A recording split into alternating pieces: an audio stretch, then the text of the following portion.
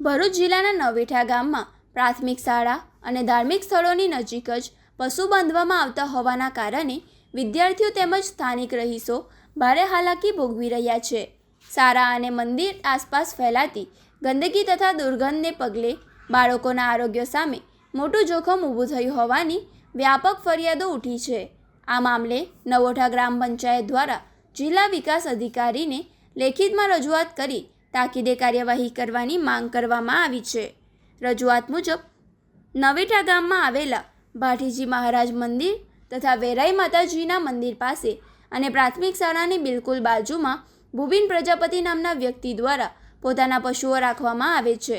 પશુઓના કારણે શાળા અને પરિસરમાં સતત દુર્ગંધ અને ગંદકી ફેલાઈ રહી છે, જેના કારણે શાળાએ આવતા નાના બાળકો અને મંદિરે દર્શનાર્થે આવતા શ્રદ્ધાળુઓ મુશ્કેલમાં મુકાયા છે.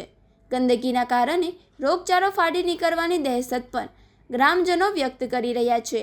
આ અંગે અગાઉ પણ શાળાના આચાર્ય અને ગ્રામજનો દ્વારા સંબંધિત વ્યક્તિને પશુઓ અન્ય જગ્યાએ ખસેડી લેવા માટે સમજાવવામાં આવ્યા હતા. જોકે કોઈ સુધારો થવાને બદલે રજૂઆત કરવા ગયેલા લોકો સાથે ઉગ્ર ભાષામાં વાત કરી ધમકી આપવામાં આવી હોવાનો આક્ષેપ કરાયો છે. આ ઉપરાંત પોતાના ઘર નજીક પણ ટ્રેક્ટર અને તેના સાધનો રસ્તા પર નડતરરૂપ મૂકી દેવાતા હોવાથી સ્થાનિકોને અવરજવર કરવામાં ભારે તકલીફ પડી રહી છે. જાહેર જગ્યા અને બાળકોની અવરજવરવાળા વિસ્તારમાં પશુઓ બાંધવાના કારણે શિક્ષણની સાથે બાળકોની સલામતી સામે પણ પ્રશ્નાર્થ ઊભો થયો છે. વારંવાર રજૂઆતો કરવા છતાં કોઈ નક્કર કાર્યવાહી ન થતાં ગ્રામજનોમાં ભારે રોષ જોવા મળી રહ્યો છે.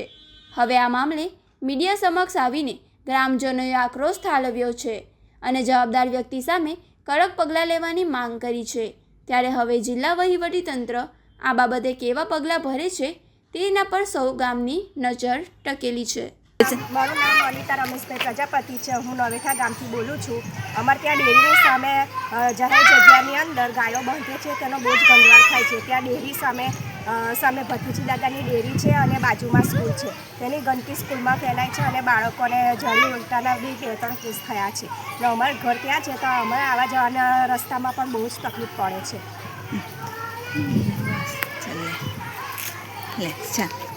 મુકેશભાઈ પ્રજાપતિ છે. હું નવેઠા ગામની રહેવાસી છું. અમારે તકલીફ એવી છે કે આ અહીંયા મંદિર છે ને અહીંયા અમારે ઘર છે ને આ રસ્તો ગવર્મેન્ટ પ્રોપર્ટી છે, તો અહીંયા ટેલર ઊભું કરી દીધું છે. આ ગવર્મેન્ટ પ્રોપર્ટી પર આવવા જવાનો રસ્તો છે તો અહીંયા ગાયો બાંધી દીધી છે. અમને આવવા જવાની બહુ જ તકલીફ પડે છે.